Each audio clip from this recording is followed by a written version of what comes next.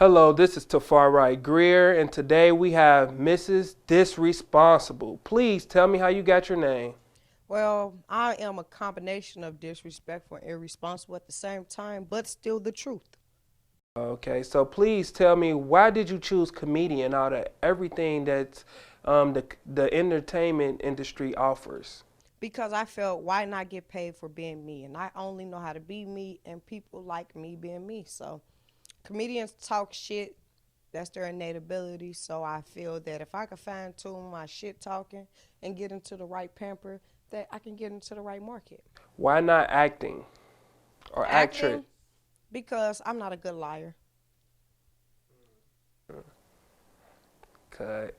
I don't know what the fuck to say. See, I don't know. I came to Ohio Media School wanting to be in radio, and knowing that I see how Charlamagne and them do it, knowing that it's more than just getting up there talking shit and all that.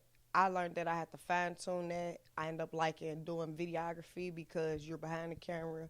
No one really knows who you are. They don't have to see your face. You don't have to be in the forefront. So I chose doing video because I can sit back and they don't really have to see me for real. But comedy, I'm out there and I'm able to just sit there and talk my shit, period. Like, and no one would look at me crazy because for real, it's jokes, but it's some truth to it. So that's, I like my point of view. So do you usually write your jokes down, or do it come off naturally? It come off naturally. See, most of the things that I say are off impulse. Like someone to say something and just spark something in my brain, and it's like a spontaneous combustion. Oh, is anyone in your family that's funny too? Yeah, my daddy. I came from a long line of shit talkers, so I was with the shit. Oh, so where are you from again? Cincinnati, 2004 Millville.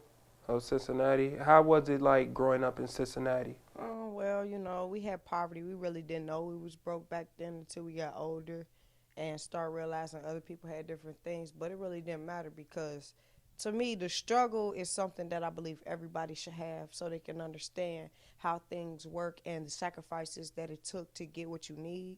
Because if a broke person goes to being rich, they might splurge a little bit, but they understand the thing of saving. If a rich person go broke, they dang near go crazy because they never had to work for anything in life. Like me personally, people would say I'm disresponsible, but I would take my kids once a year, well maybe 12 times a year if I could, to a homeless shelter so they can appreciate not being able to have meals or having someone to care for them or do their homework with them, or they don't understand that that's not a privilege. Like, it's kids out here that's hungry. It's kids that don't got a meal. It's kids that can't take a bath.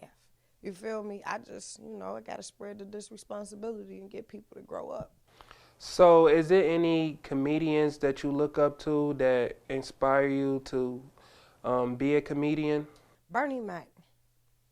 I would say, like, Bernie Mac, when I watched Bernie Mac as a child and the things he said resonate with me because I couldn't be no teacher. I bust them little kids upside their head. I got a lot of whoopings. I turned out all right, I think so. You feel me? These kids ain't getting whoopings. They softer than funeral music. Like, it's too cold outside. How about female comedians? A lot of people say I remind them of Tiffany Haddish, but I like some more and Monique, honestly. Like they are ignorant. So, speaking of Monique, how do you feel about the situation that just happened maybe a month With ago? the Netflix thing, Yes, with the Netflix. I think Monique ran her course. I think she should have took her money and invested in other things. Like if Monique wanted to make these other type of movies, then she had enough money to fund those type of things. Bring people to your world, make people mess with you. Don't look for no handout. I mean, that's what I was taught by them being younger, watching them Parkers. You gotta strive for what you want. If they ain't gonna give it to you, you gotta take it. It ain't stealing, it's just making your print on the game. Oh, really? Well, it's other comedians. It was another female comedian that actually got paid like 2 million something too. So, do you feel like it was just a feminist thing, or were they racial profiling her? I don't think so. I think Monique has setbacks due to her involvement in certain situations. So, I really don't know the dynamics of her situation, so I can't really speak too much on it. I know she was blackballed, so that might have a whole great deal of her going through what she's going through. Right, right. So, is there any projects you have coming up that the listeners can, get in tune with? Well, hopefully, after I do my project with Kitty Couture, which is a nonprofit organization geared for the kids, and also it's a talent agency to bring the kids in and get the kids incorporated with art and dance and modeling and things that they like in the community. Also, they sell clothes, and the proceeds from the clothing goes towards helping the kids. So, you know, I like building up the community. I hope to work with Logan. He said he has a plethora of projects coming up. I hope to go back to Code 51 with Shot by Ornell to shoot a couple more sets. I'm out here working, trying to get out the post office. That's what's up. That's what's up.